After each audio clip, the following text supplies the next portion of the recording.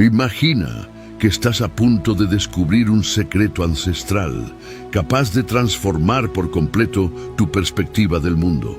En las páginas olvidadas de la historia, hombres audaces desafiaron lo inimaginable, impulsados por su firme creencia en lo divino. Y ahora, un misterio más antiguo que los siglos desvela promesas que resuenan hasta nuestros días. Lo que estás a punto de ver no es solo otro video. Es una llave hacia lo impensable, la verdad que libera, capaz de revolucionar tu vida y está al alcance de tu mano. No lo dejes escapar. Tu viaje aún no ha terminado. Ahora, imagínate en el lugar de un rey en el año 603 a.C. y de repente te encuentras cara a cara con Jesús. ¿Qué harías? Sorprendentemente, muchos no lo saben, pero Jesús se hace presente en el Antiguo Testamento. Este increíble hecho sucede en el libro de Daniel. La historia se desarrolla en Babilonia bajo el dominio de Nabucodonosor, un líder tiránico, arrogante y cruel que se deleitaba en infligir dolor en sus víctimas. Él comandaba el mundo antiguo como un dictador implacable. Tras someter a Asiria, sus ambiciones se volvieron hacia Egipto, el gran rival de aquel tiempo. Y allí estaba Judá, un pequeño pero significativo obstáculo en su camino hacia la dominación de un imperio vasto y poderoso. Nabucodonosor ordenó que jóvenes judíos fueran seleccionados, entrenados y preparados para servir en su reino como hombres de sabiduría y conocimiento. Entre estos prisioneros estaban Daniel, Ananías, Misael y Azarías, a quienes se les dieron nuevos nombres en caldeo: Beltesazar, Sadrac, Mesac y Abednego. Entonces, el rey Nabucodonosor decidió erigir una colosal estatua de oro, una imponente imagen de unos 27 metros de altura. Probablemente, esta era una maniobra para fortalecer su régimen, reuniendo todas las capas de su administración en una ceremonia de gran magnitud. Los líderes debían postrarse en adoración ante la estatua durante la ceremonia de inauguración. Cualquier desobediencia a esta orden significaba enfrentar una muerte terrible, ser lanzado en un horno ardiente. Todos acataban las órdenes de Nabucodonosor, quien buscaba afirmarse no solo como líder político indiscutible de Babilonia, sino también como la autoridad religiosa suprema de la ciudad. Casi todos se alineaban a esta visión, excepto Sadrac, Mesac y Abednego. Estos tres, presentes en la vasta asamblea, estaban a punto de enfrentar un desafío inevitable. En medio de la multitud que se inclinaba, tres figuras permanecían erguidas, desafiando la norma. Imagina la presión social de esa situación. Era como niños en la iglesia, tratando de descubrir quién más estaba con los ojos abiertos durante la oración. Algunos caldeos, notando a los jóvenes hebreos de pie, se apresuraron a llevar la noticia a Nabucodonosor, movidos por una envidia que desbordaba en sus acusaciones contra los tres. Por su fe, que les impedía adorar a cualquier dios aparte del verdadero Dios de Israel, Sadrac, Mesac y Abednego fueron blancos de una intriga astuta por parte de los oficiales de la corte, ansiosos por verlos caer. Al enterarse de la negativa de los tres, Nabucodonosor se enfureció inmediatamente. Sorprendentemente, les dio la oportunidad de explicarse, tal vez revelando cierto respeto por ellos. Pero, en el fondo, el rey solo aceptaría una cosa: sumisión total. La elección era clara: reverenciar la estatua de oro o enfrentar las llamas. Nabucodonosor desafió su fe. ¿Qué Dios podrá librarlos de mi mano? La respuesta a esa pregunta no se haría esperar. En Daniel 3, 13, 14 encontramos: Nabucodonosor, lleno de ira, mandó llamar a Sadrac, Mesac y Abednego. Así fueron traídos ante el rey. El rey los confrontó. ¿Es cierto, Sadrac, Mesac y Abednego, que se niegan a servir a mis dioses y a adorar la estatua de oro que he erigido? El valor de estos hombres judíos era notable. Le dijeron al rey: «Oh Nabucodonosor, no necesitamos defendernos en este asunto. Si es necesario, el Dios a quien servimos nos librará del horno ardiente. Él nos salvará de tus manos, oh rey.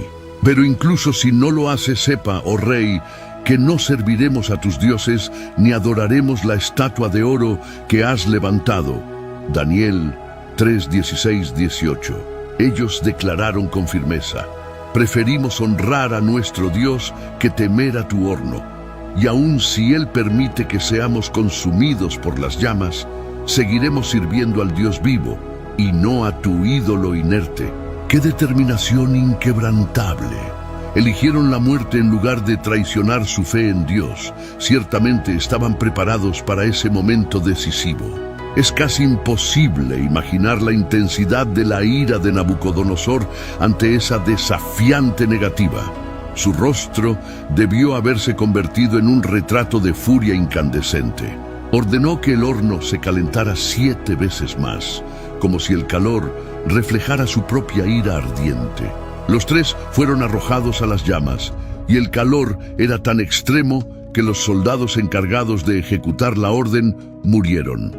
Con ropas fácilmente inflamables, la situación de Sadrach, Mesach y Abed-Nego parecía sin esperanza, a no ser que ocurriera un milagro. Daniel 3:19-25. Nabucodonosor, consumido por la furia, presenció la resistencia de Sadrach, Mesach y Abed-Nego al fuego. Ordenó que el horno fuera sobrecalentado y que los más fuertes de su ejército arrojaran a los 3 hombres a las llamas. Atados y vestidos, fueron lanzados al corazón ardiente del horno. El calor era tan insoportable que mató a los soldados que los llevaron. Sin embargo, los 3 hombres, Sadrach, Mesach y Abed-Nego, cayeron en medio del fuego, pero permanecieron ilesos. Nabucodonosor, estupefacto, preguntó a sus consejeros: ¿no fueron 3 los hombres que lanzamos atados al fuego?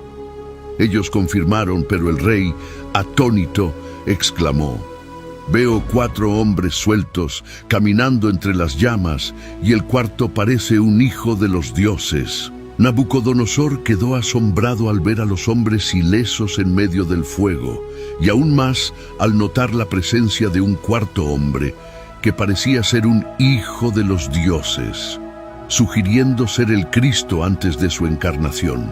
Él atestiguó que esa cuarta figura era el Hijo de Dios, demostrando que Jesús estaba físicamente presente con ellos, protegiéndolos en el calor del horno. Sadrach, Mesach y Abed-Nego quizás no tenían plena conciencia de la presencia del Hijo de Dios a su lado. Hay momentos en los que sentimos claramente la presencia de Jesús en nuestras dificultades, mientras que en otros nos parece esquiva, pero nunca deberíamos dudar de su constante compañía. Nabucodonosor observó que, aunque los 4 hombres caminaban libres en el fuego, solo las cuerdas que los ataban fueron consumidas por las llamas.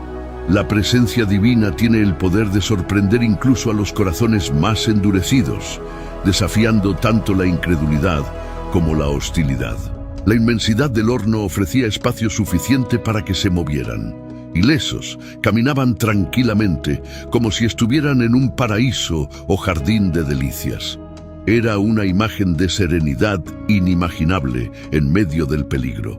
Proverbios 6:29 pregunta: ¿puede alguien caminar sobre brasas ardientes sin quemar sus pies? Y aquí la respuesta era un rotundo sí. No estaban desesperados por escapar, al contrario, paseaban calmadamente entre las llamas, confiando en que el Dios que los protegía en el fuego también los liberaría. Nabucodonosor, quien se consideraba el más poderoso de los hombres, se encontró con alguien infinitamente superior a él. ¿Acaso esa experiencia sacudiría su autoconfianza y su pretensión de ser adorado como un dios? En Daniel 3:26-27, leemos que Nabucodonosor se acercó al horno y llamó: Sadrach, Mesach y Abed-Nego, siervos del Dios Altísimo, salgan afuera.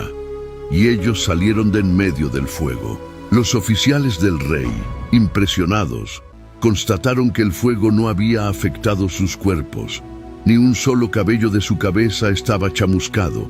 Sus ropas permanecían intactas y ni siquiera el olor a humo los acompañaba.